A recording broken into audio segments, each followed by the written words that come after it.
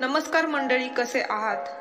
मी गीतांजली आपणा सर्वांचं स्वागत करीत आहे.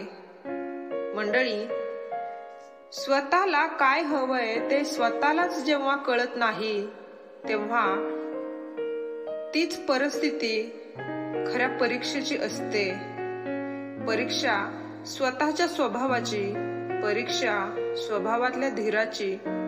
आणि मंडळी, खऱ्या नात्यांची चंचलता म्हणजे एक धुरकट दुःख.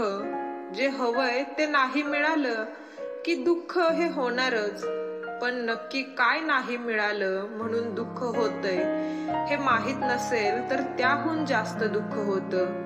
कारण दुखणं माहित असेल तर औषध शोधता येतं.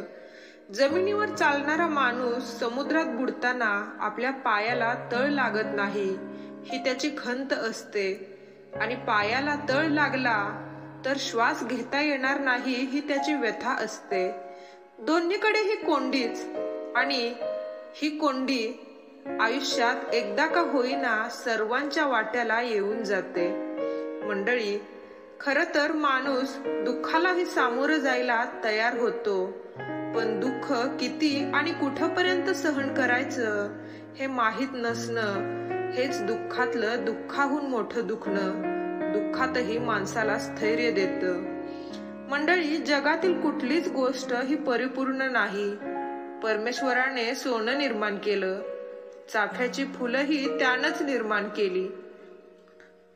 मग त्याला सोन्याला चाफ्याचा वास नसता का देता आला?